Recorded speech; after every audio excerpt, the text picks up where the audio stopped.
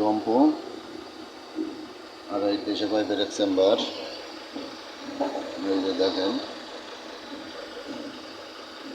আমরা কই ডিভান্সেল এইটে আর এরা পাই অ্যাক্সেল মালয়েশিয়াতে। এই যে অ্যাক্সেল,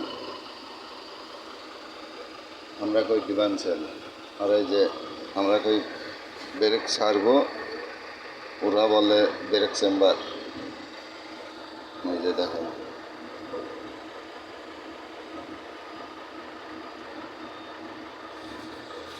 এই যে